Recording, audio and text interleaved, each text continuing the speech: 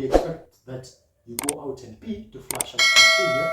So you're supposed to drink some fluids or be ready with some juice or some water to drink before you get intimate.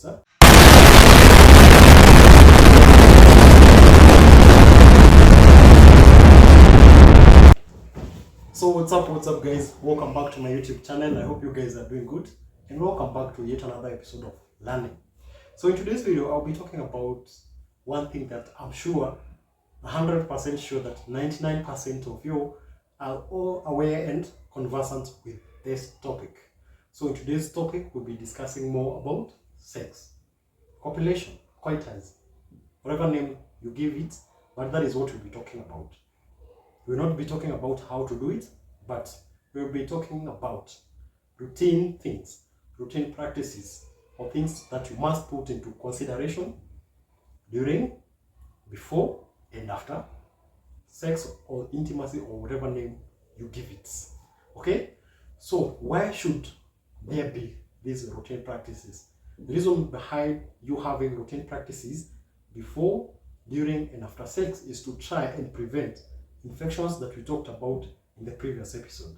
So in the previous episode we talked about, we got into so much details about recurrent yeast infections, bacterial vaginosis, and urinary tract infections. So if you put into consideration the following routine practices, then you and infections will be history. You never have to complain about recurrent infections. So this does not mean that urinary tract infections, yeast infections, and bacterial vaginosis are sexually transmitted. That is not what I'm talking about.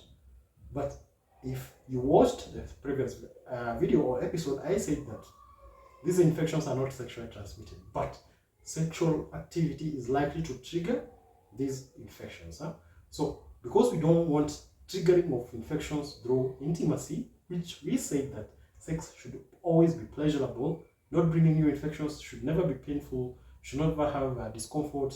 It should all be pleasure throughout. Okay, no struggles, no nothing. So you have to put in consideration practices before you get intimate. We'll start with practices or routine things that you should do before you get intimate. So routine number one is always communication and preparation. Communication and preparation. So nowadays most people do not communicate. Most people do not talk about it. Most people don't get ready for it. Most of you find yourselves in situations leading to intercourse. This is actually the explanation behind you finding yourself in a compromising situation whereby your partner does not have they're not even ready with protection because it was just a situation leading to intimacy. This is why you end up getting unwanted pregnancies, and actually you get infections from these act that is supposed to be pleasurable. So preparation and communication should be key. So if it is your boyfriend, if it is your girlfriend, if it's your wife or your husband, you must be ready to prepare them, or you should be prepared by them to get intimate. So some people will argue and say it is always sweet when it is not prepared for. When you're not ready for it, it is always so beautiful. Remember, it is beautiful, but we are trying to avoid infections after. So before you get intimate, you must include communication and preparedness. So preparation should be psychological or mentally, physically, emotionally, and maybe spiritually. But the most important thing is preparation. Prepare your partner so that they know. For example, if you're the wife, if you're married, prepare your husband. Maybe if you feel like you need it, when he leaves home to his workplace, when he is at his workplace, you can talk about it. If you do communicate when he's not home, if you do chat, you can text him, tell him, you know, this is what I'm feeling. I think I want you tonight. So, you know, when he gets home or before he gets home, he is already aware that you will be waiting for him in bed. Okay? So when you get prepared, if there, when there is enough preparations, it is so easy for you as a woman to get your orgasm. You don't have to struggle because you're already prepared. So most people don't, most women are not able to get the orgasm because most of the times they are not prepared. And lack of preparation brings low concentration levels that will affect your orgasm. So you may end up struggling to get an orgasm, right? So preparation is key before you get intimate. Okay, so learn to prepare your partner or prepare yourself for intimacy before it actually happens. Okay, then when he comes home, he must find you ready. Make sure you check on your personal hygiene. Take a shower before he gets home. If it is a him, then he should also take a shower before she gets home. Okay, so hygiene is key before intimacy. Okay, these are routine practices, things that you should observe before you get intimate. The next thing before is you must make sure that you take fluids. Make sure you don't eat heavy meals. Don't take heavy food. So this means that don't wait until you take your supper or take your dinner to have to get intimate, because sometimes intimacy and when you're on a full stomach will bring about some inconveniences, some fatiguing, some bloating. It is so uncomfortable when you're so full. So make sure you're not on an empty stomach. You can take some snacks, you can eat some fruits, be ready. Then make sure, I said you have to make sure that you have taken some fluids, like maybe water, some juice.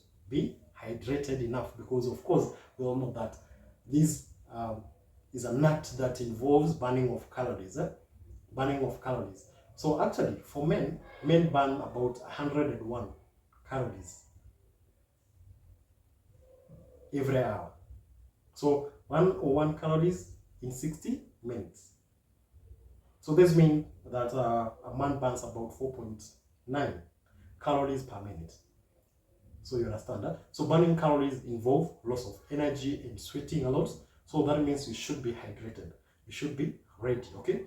So it also aids in peeing after intimacy. When you are done with intercourse or having sex, you should, or we expect that you go out and pee to flush out bacteria. So you're supposed to drink some fluids or be ready with some juice or some water to drink before you get intimate, so that immediately you're done with intimacy or having sex, you go out and pee, so that you flush out bacteria, so that you don't get infections. So you must not be on an empty stomach. You must also take some fluids. I also talked about personal hygiene. You must take a shower before you expect him. You also need, if you're the lady or if you're the man, you must have protection next to you or ready for use. If it is just your girlfriend, if you don't want to, if there is no, if the lady is not using family planning, then and also she's not ready to be pregnant, then protection must be part of it. Don't find yourself in a very inconveniencing situation whereby you are now pregnant and you didn't expect pregnancy just because you are not ready. So these are some of the things that you should put in consideration before intimacy.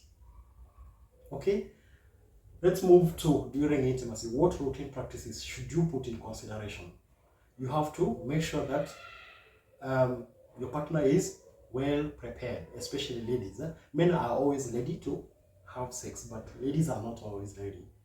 Okay, so you must prepare her psychologically. We said about communication, but this time you have to prepare her physically. She must be lubricated. She must be aroused and wet, so that you not have difficulties. She not be complaining about the discomfort, about pain, about burning sensation during intimacy. So she must be prepared psychologically and emotionally and also physically by the foregame. Whatever you call foregame, that is what I'm talking about. Physical preparation. You have to prepare her before you get into her.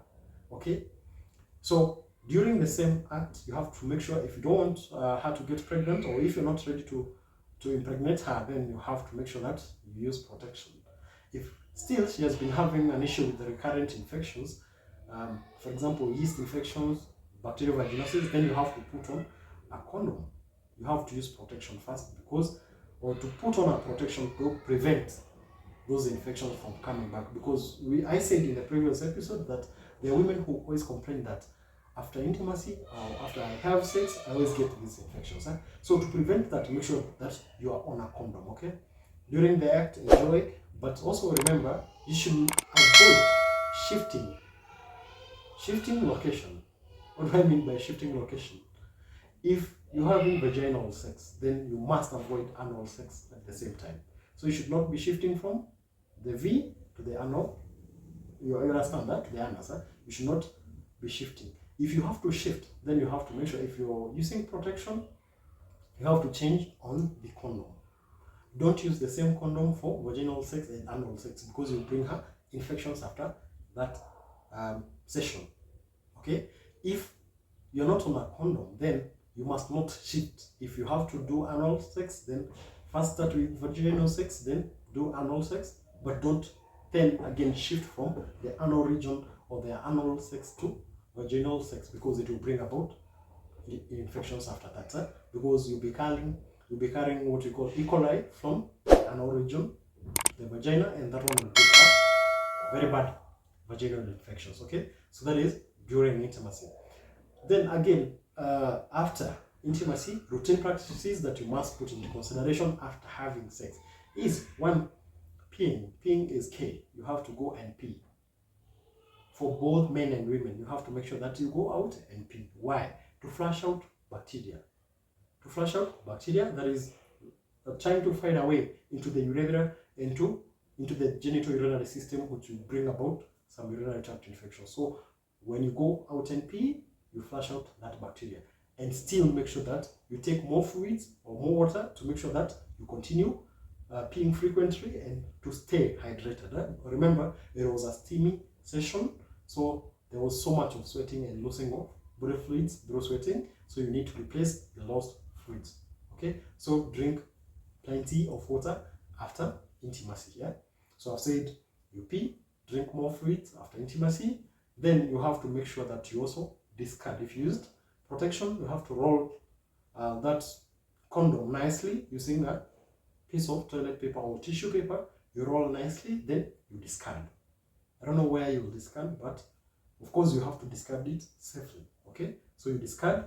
That is clearing your mess. You have to make sure that you have cleared your mess after being intimate. So don't leave a used condom for her to clear it. You as a man, it is your responsibility to make sure that you discard that condom. Okay, so that is after.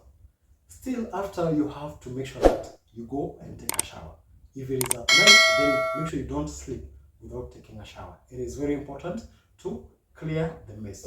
Don't, as a lady, don't allow yourself to sleep with semen inside you, because we all know that semen is alkaline and your vaginal environment is acidic. So that means there will be an acid-base reaction, and we know you have a metallic smell because of the same reaction, acid-base reaction. You have a metallic smell, and again, your pH will be affected. We all know that the normal ranges of your pH value, your vaginal pH should always be between 3.5 and 4.5.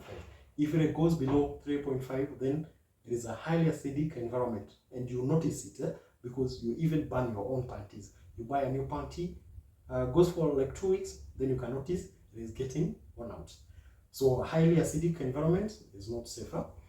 So if the pH moves upwards above 4.5, that means that environment is becoming more alkaline, and an alkaline environment will allow more yeast to grow. Remember, your vagina has what we call healthy yeast. You have yeast, but now when it multiplies and increases, there is an overgrowth of yeast. That is when you get what we call candidiasis or yeast infection. So after sex, make sure that you take a shower. Okay, that is about after. Okay, I hope you have learned, right? Yes, so those are some of the routine practices that you really need to make sure that you don't skip any. Then you also need to maybe take some few snacks, because we said this is actually a physical activity. It is like going out for gym, because you're burning calories, so you have lost some energy and you need to replace that energy. But don't again go and take a heavy meal, because for example, maybe you're going to bed. It is not advisable for you to eat again before you get to bed. So you just take maybe a few snacks, maybe some fruits, then you jump to bed, then sleep. Huh? Yes. So the biggest mistake that most people do is sleeping with semen. Women avoid sleeping with semen. So don't sleep immediately after sex. The first thing that should come into your mind every time you're done with the session is that I must take a shower. No matter how cold it feels, I have to go to shower because you need to protect yourself from getting these infections. Okay. So I hope you guys have learned. I hope you have learned. So if you enjoyed learning from this episode, make sure that you hit the subscription button if you have not subscribed. Also remember to share the video with your friends so that they also learn, and also like the video, and please don't forget to turn on the post notification bell so that you can get notified every time I do a live.